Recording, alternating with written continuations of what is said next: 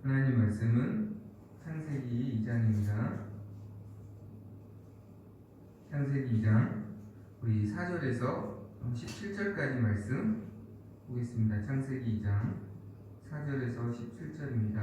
창세기 2장 4절에서 17절 우리 4절부터 17절까지 다같이 한 목소리로 합독하겠습니다. 다같이 시작. 이것이 천지가 창조될 때에 하늘과 땅의 내력이니 여호와 하나님이 땅과 하늘을 만드시던 날에 여호와 하나님이 땅에 비를 내리지 아니하셨고 땅을 갈 사람이 없었으므로 들에는 초목이 아직 없었고 밭에는 채소가 나지 아니하였으며 안개만 땅에서 올라와 온 지면을 적셨더라. 여호와 하나님이 땅의 흙으로 사람을 지으시고 생기를 그 코에 불어넣으시니 사람이 생명이 되니라.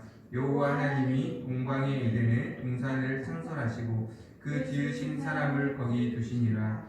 여호와 하나님이 그 땅에서 보기에 아름답고 먹기에 좋은 나무가 나게 하시니 동산 가운데는 생명나무와 선악을 알게 하는 나무도 있더라. 강이 에덴에서 흘러나와 동산을 적시고 거기서부터 갈라져 내 근원이 되었으니 첫째의 이름은 비손이라. 금이 있는 하윌라 온 땅을 둘렀으며 그 땅의 금은 순금이요 그곳에는 베렐리엄과 호마노도 있으며 둘째 강의 이름은 기온이라. 구스 온 땅을 둘렀고 셋째 강의 이름은 히데겔이라. 아수르 동쪽으로 흘렀으며 넷째 강은 느브라데더라. 여호와 하나님이 그 사람을 이끌어 에덴 동산에 두어 그것을 경작하며 지키게 하시고 여호와 하나님이 그 사람에게 명하여 이르시되 동산 각종 나무의 열매는 내가 임의로 먹되 선악을 알게 하는 나무의 열매는 먹지 말라. 내가 먹는 날에는 반드시 죽으리라 하시니라. 아멘. 창세기 1장이 하나님의 창조에 대한 전체적인 설명이라면 창세기 2장은 하나님께서 창조하시는 모든 창조의 가치, 그러니까 창조의 정신이 어디에 있는가, 무엇을 하나님은 가치를 두시고 이 만물을 창조하셨는가. 그러니까 1장에 대한 부연 설명이기도 하고, 그리고 1장에 대한 어떤 더 자세한 내용이기도 하다는 것이죠. 1장이 개관이라면 2장이 그 부분에 좀 더 그 내면에 대한 이야기를 말씀해주고 있다는 것입니다. 하나님은 무엇을 염두에 두시고 이 만물을 창조하시고 무엇에 가치를 두고 세상을 창조하셨는가. 그래서 4절에 이렇게 말씀하죠. 이것이 천지가 창조될 때에 하늘과 땅의 내력이다. 그러니까 하늘과 땅의 창조의 역사나 창조의 기록이다라고 말씀하는 것이죠.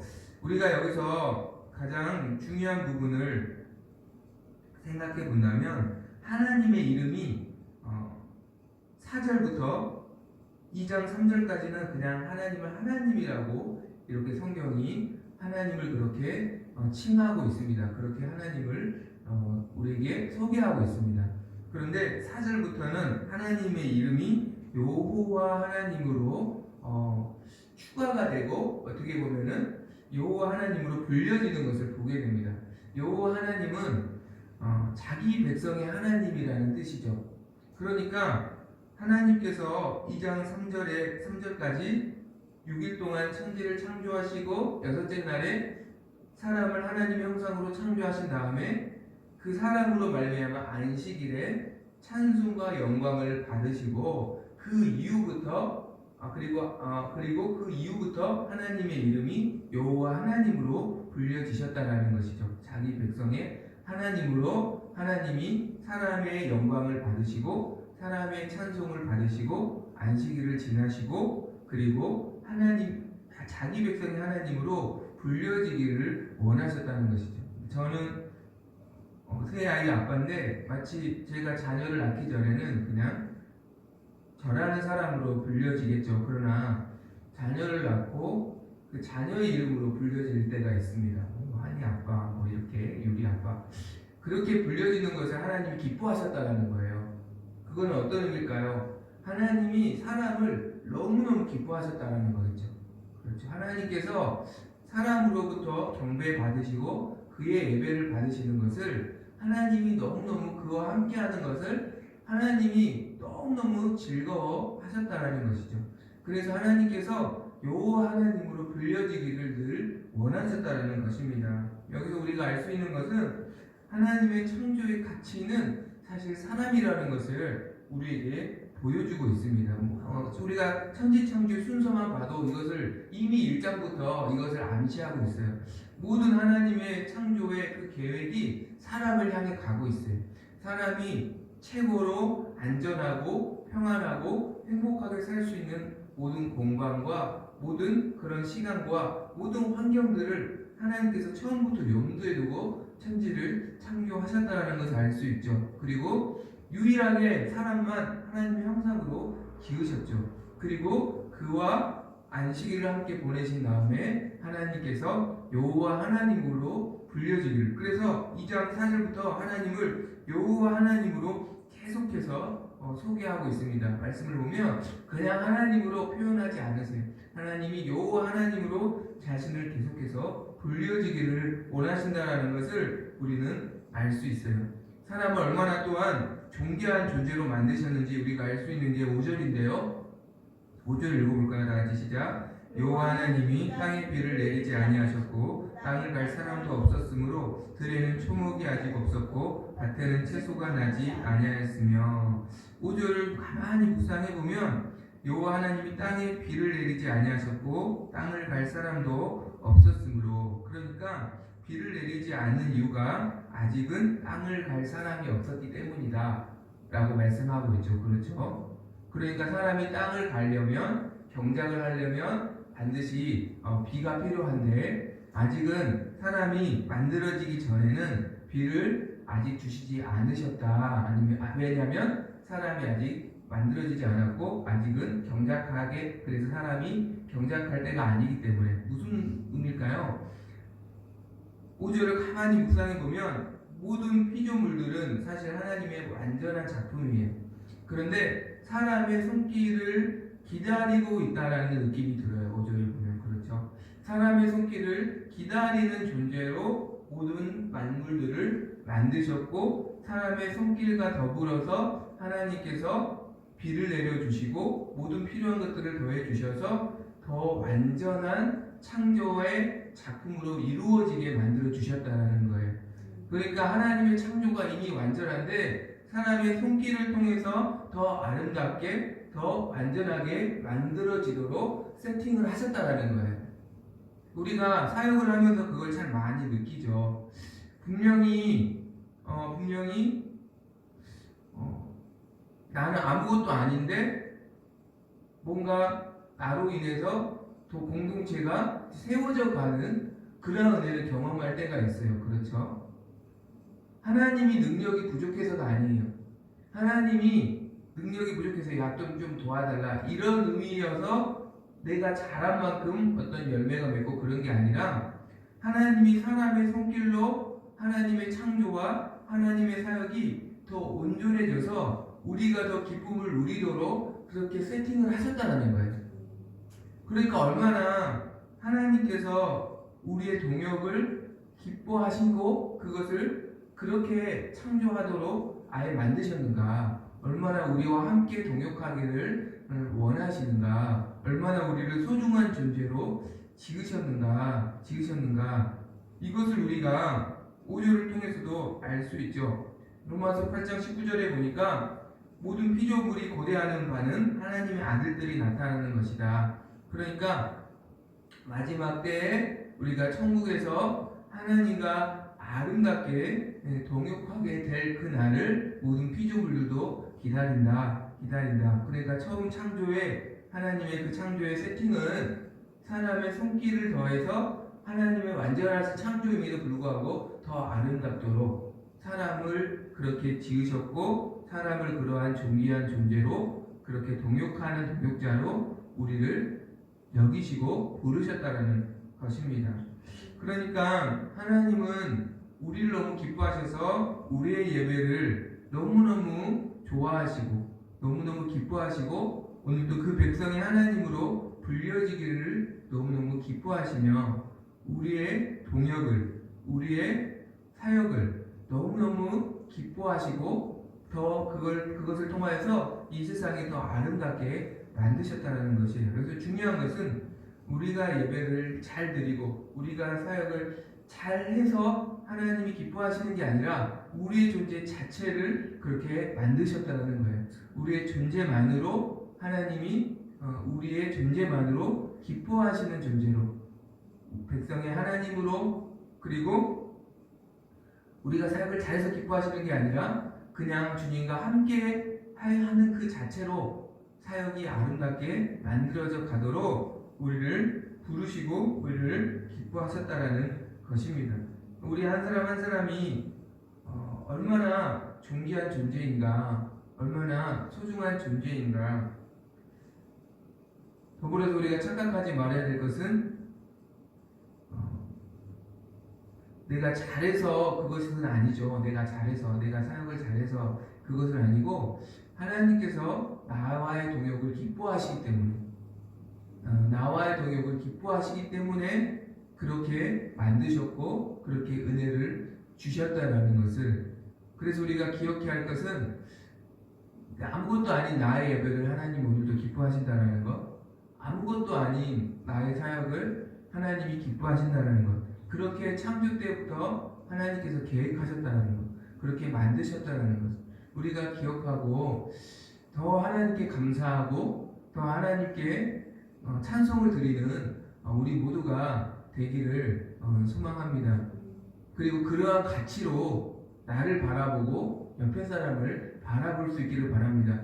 하나님은 우리의 존재 자체를 기뻐하시는데 우리는 혹시 나 자신을 내가 가진 어떠한 스펙이나 어떤 세상의 업적으로 자신의 가치를 판단해서는 안 되겠죠. 그리고 옆에 있는 사람을 그러한 가치로 또 판단해서는 안 되겠죠. 주님이 나를 존재 자체로 사랑해 주신 것처럼 나 자신의 존재 자체를 기뻐하고 그리고 다른 사람의 존재 자체를 기뻐할 수 있는, 그리고 사랑할 수 있는 그것이 창조의 가치라는 것, 사람에 대한 가치라는 것, 그것을 우리가 기억하고 오늘도 그러한 마음으로 하나님을 예배하고 또 서로 섬기고 또 서로 사랑하는 우리 모두가 되기를 간절히 소망합니다.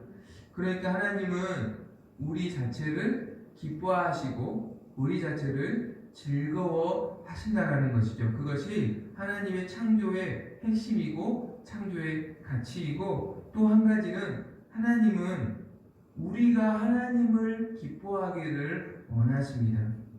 그러니까 하나님은 우리를 기뻐하시고 두 번째 가치는 우리가 하나님을 기뻐하기를 원하십니다. 하나님과의 교제를 또 하나님과의 사랑을 나누는 것을 하나님은 기뻐하시고 우리도 그것을 기뻐하기를 원하세요. 그래서 8절의 말씀을 보면 하나님께서 우리와 교제하기 위하여서, 사람과 교제하기 위하여서 에덴의 동산을 창설하셨다, 거기에 사람을 두셨다라고 말하죠. 하나님과 특별히 교제할 수 있는 그러한 동산을, 에덴 동산을 하나님 만드셨어요. 그리고 하나님과 교제할 때 큰 기쁨이 있게 하셨어요. 여러분, 에덴이라는 단어는 사실 큰 기쁨이라는 뜻입니다. 큰 기쁨. 그리고 동산은 파라다이스의 원어의 기원이 되는 단어예요. 그러니까 파라다이스라는 단어의 어원이 됩니다. 동산이라는 단어가. 그러니까 큰 기쁨의 파라다이스, 에덴 동산을 우리가 쉽게 더 이해한다면 큰 기쁨의 파라다이스, 얼마나 기쁨이 넘치는 곳일까? 얼마나 기쁨이 넘치는 곳일까? 기쁨의 근원이 우리를 지으신 하나님과 교제함에 있다라는 것을 사실은 우리에게 말씀하는 것이고요. 그리고 사람이 하나님과 교제할 뿐만 아니라 그곳에서 부족함이 없는 곳이 바로 에덴 동산이라는 것을 우리에게 말씀합니다. 9절에 보면 각종 나무들, 보기에 아름답고 먹기에 좋은 나무를 나게 하시고 동산 가운데 생명나무를 주셨다라고, 그리고 선악을 알게 하는 나무가 있다라고 우리에게 말씀합니다. 그러니까 사실은 사람은 하나님의 생기로 호흡하며 살아가는 존재인데, 분명히 하나님의 생기로 살아가는 존재인데 그 생명을 계속 누리는 방법으로 생명나무의 열매를 먹어서 계속 생명을 누리도록 하나님이 만드셨다는 것이죠. 우리가 여기서 알 수 있는 것은 사람을 어떤 수동적인, 어떤 기계적인, 일방적인 하나님이 시키는 대로, 하나님께서 주입하시는 대로 기계적으로 움직이는 존재가 아니라 스스로 결정하여서 생명나무를 먹어 계속 생명을 누리고, 그리고 단순히 생명을 얻기 위해서 먹는 그러한 생존을 위한 그런 환경이 아니라, 구절을 보면요, 보기에 아름답고 먹기에 좋은 나무라고 나와 있어요. 그렇죠? 보기에 아름답고 먹기에 좋은 나무, 어떤 뜻일까요? 즐기며 누리도록, 생존을 위해서 하는 존재가 아니라 즐기며 누리고 그것을 스스로 결정하고 선택할 수 있는 최고의 환경, 그리고 그렇게 스스로 결정하고 선택할 때 부족함이 없는, 그러니까 먹고 사는 그 모든 것들이 사람이 스스로 선택하고 즐기고 판단하여서 누리기에 부족함이 없는 그러한 환경이 바로 에덴 동산이었다라는 것을 알 수가 있어요. 그리고 왜 특정 에덴 동산이라는 그 공간을 하나님께서 사람에게 허락하셨는가라고 생각하면 그런 생각도 해보았어요. 아담이 하나님이 주신 사명이 있잖아요. 다스리는 사명, 하나님이 주신 만물들을 창조하신. 그런데 이 모든 만물을 아담이 혼자 다 다스리려면 얼마나 힘들겠어요. 사실 불가능하겠죠, 어떻게 보면. 그런데 뭐예요? 동산이라는 어떤 구역을 정해주므로 그가 그의 능력으로 벅차지 않도록, 또 그의 능력에 비해 또 모자라지 않도록, 그러니까 그의 어떤 사역의 정확한 양을 그가 정말 기쁨으로 할 수 있을 만큼의, 우리가 사실 그렇잖아요. 주의 일을 우리도 함으로 기쁨을 누리는 존재잖아요. 단순히 우리가 아무것도 하지 않을 때 어떤 힘을 얻는 존재가 아니라 주를 위해서 뭔가를 할 때 사실 우리는 힘을 얻는 존재로 하나님 만드셨는데, 사실 우리는 부족해서 그걸 잘 조절하지 못해요. 그것을 어느 정도 해야 하나님께 영광이 되고 내게도 기쁨이 되는데 우리는 조절을 못하는데, 하나님께서 그것을 완전하게 조절해 주셨다는 거예요. 아담이 마음껏 사역을 하고 마음껏 다스리는 사명을 감당하고 그것이 벅차지 않고 또 그것이 모자람도 없는 그런 완전한 환경, 그리고 먹고 마시고 하나님과 교제하는 데 있어서, 그리고 그의 인격을 누리는 데 있어서 조금도 부족함이 없는 그런 환경이 바로 에덴 동산이라는 것을 말씀합니다. 그리고 그 하나님과 교제하는 그 특별한 공간, 거기에서 생명의 근원이 계속 흘러가도록, 10절에 보니까 거기에서부터 강이 나와 모든 동산을 적시고 거기에서부터 내 근원이 되어 내 강으로 전 세계로 흘러가게 하셨다라고 말씀합니다.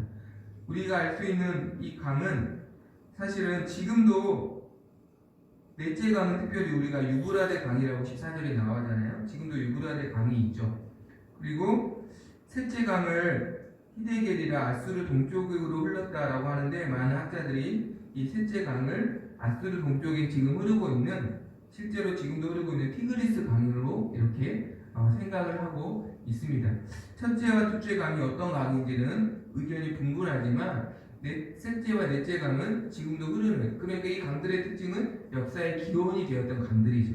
이 강을 중심으로 사람들이 번성하게 되고 거기에서부터 어떤 생명이 꽃피었던 그런 역사가 시작됐던 곳이죠. 사람들이 번성하기 시작했던 근원이 되었던 강들이죠. 그러니까 무슨 말이에요? 강을 통하여서 생명이 살아나잖아요. 거기에서 나무가 자라고 물고기가 자라고 먹을 것이 있으면 결국 사람이 살기 좋은 환경이 되는 것이죠. 그렇죠? 그러니까 제2의 제3의 어떤 그런 에덴 동산들을 그 강줄기를 통하여서 하나님께서 계속 만들어가게 하셨다라는 것을 알 수 있죠. 생명의 근원이 하나님과 교제하는 그 에덴 동산에서 흘러가게 하셨다라는 것을 우리는 알 수가 있습니다.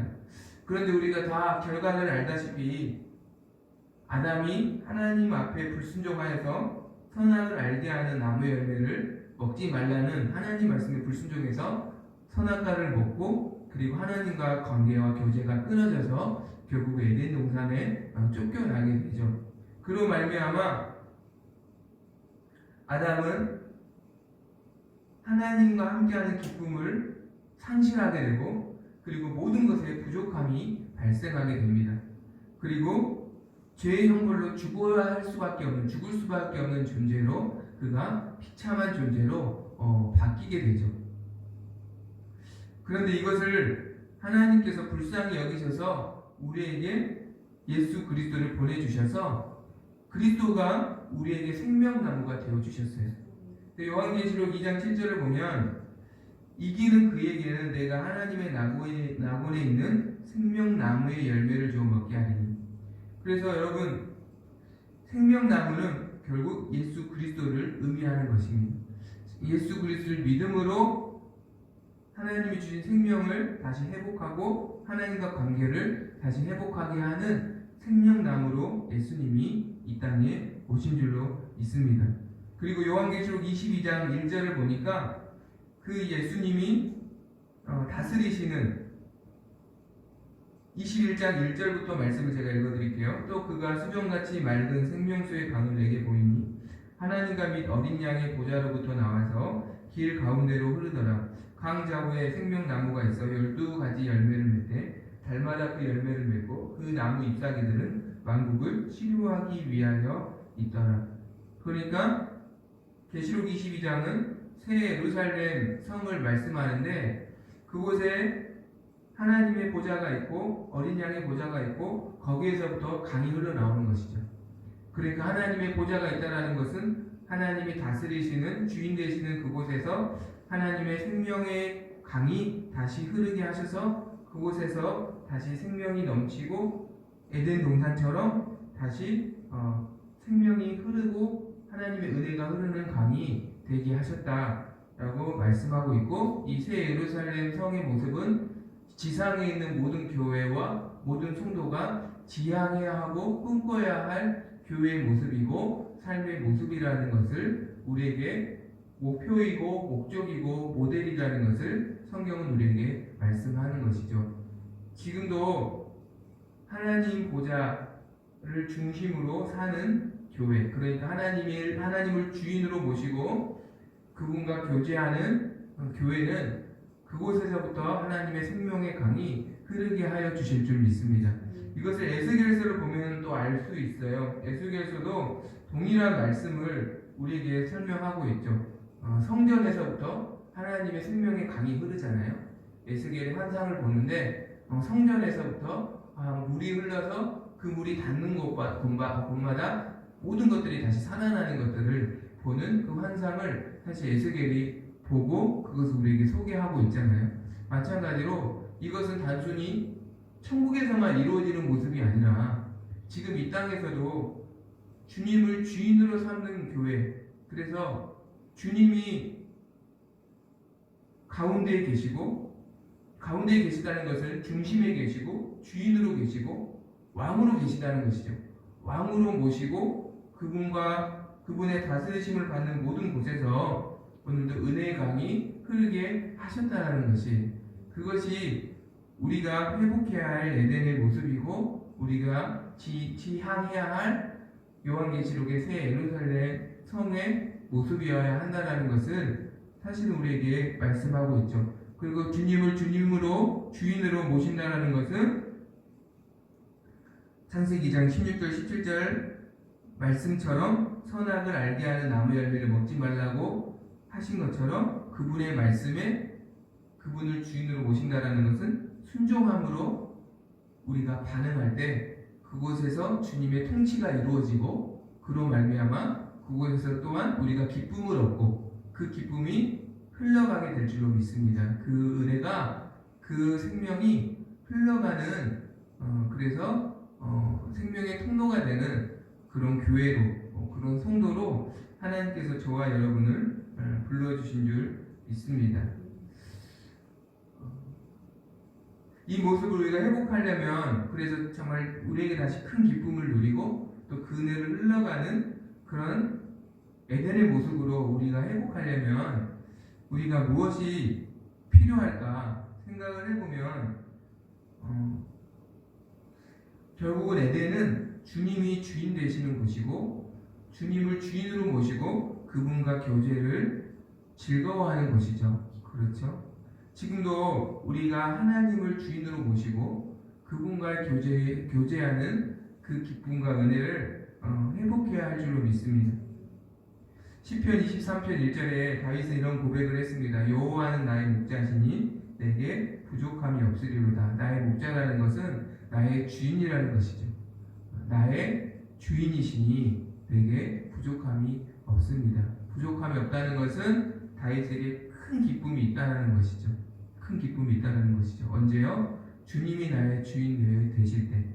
이것을 더 구체적으로 말하면 주님이 나의 우선순위가 되실 때, 주님이 나의 중심이 되실 때, 주님이 나의 결정권자가 되실 때, 내가 선악과를 먹을지 말지를 내가 결정하는 것이 아니라 주님이 결정하시는 대로 내가 따르고 나는 다만 순종하는 자가 될 때 내게는 그곳에서 부족함이 없는 하나님의 통치와 하나님의 은혜가 임하게 된다는 것이죠. 임하게 된다는 것이죠. 참 이것을 이론으로는 아는데 생각보다는 참 쉽지 않습니다. 그렇죠? 쉽지 않은 이유가 뭘까라는 생각을 해봤거든요. 생각을 해봤는데 우리가 우리의 어떤 노력이나 우리의 의지로 그래 주님을 주인으로 모셔야 돼 이렇게 해서는 실패할 가능성이 많은 것 같아요. 아무리 의지를 다지고 그래도 실패할 가능성이 많은 것 같아요. 어떻게 하면 주님을 주인으로 모시는 삶을 우리가 지속할 수 있을까? 지속할 수 있을까? 그 힘이 어디에서 올까? 생각을 해봤는데요. 말씀 묵상하면서 하나님은 왜 아담에게 선악을 알게 하는 나무의 열매를 먹지 말라고 하셨을까? 생명나무를 허락하셨는데 생명나무를 허락하신 것은 계속 하나님과 영생을 누리며 교제하는 존재로 부르셨죠. 근데 왜 선악을 알게 하는 나무를 먹지 말라고 하셨을까? 생각을 해보면 당시에는 죄가 들어오기 전이잖아요, 세상에. 그러니까 악이 없어요. 그러니까 악을 분별할 필요가 없어요. 악이 없잖아요. 하나님의 모든 하나님의 말씀밖에 없잖아요. 지금은 죄가 있는 이 땅에서는 선과 악을 분별해야 돼요. 하나님의 음성도 있고 마귀의 유혹도 있어요. 그래서 나의 생각 속에서 이 두 가지가 공존하잖아요. 하나님의 음성이 내 안에 들려질 때도 있고 마귀가 유혹할 때도 있잖아요. 그래서 이것이 하나님의 음성인가 마귀의 유혹인가를 지금은 우리가 분별을 해야 돼요. 지금 우리가 분별을 해야 되는데 아담이 타락하기 전에는 분별할 필요가 없어요. 하나님의 말씀만 있어요. 그렇죠? 그러니까 선악과를 먹을 필요가 없는 거예요.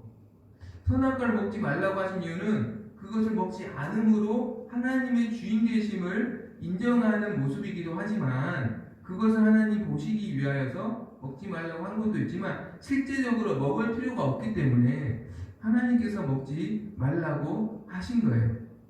그 상태는 무엇이냐면 하나님의 말씀이 아담이 삶을 얻을 유일하고 전부일 때라는 거예요.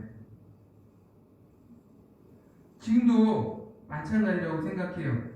유일하고 전부일 때 우리는 온전히 그 대상을 즐거워하게 됩니다. 그렇죠? 다른 거예요. 우리가 왜 자녀를 사랑할까요? 자녀는 저랑 소리 환인데 유리는 유일해요. 그러니까 유리가 너무너무 좋아요. 전부예요. 소리라는 아이는 그 아이밖에 없어요. 유일해요. 그러니까 너무너무 좋은 거예요. 환희는 유일해요. 저에게 환희는 유일해요. 전부예요. 또 환희가 있지 않아요.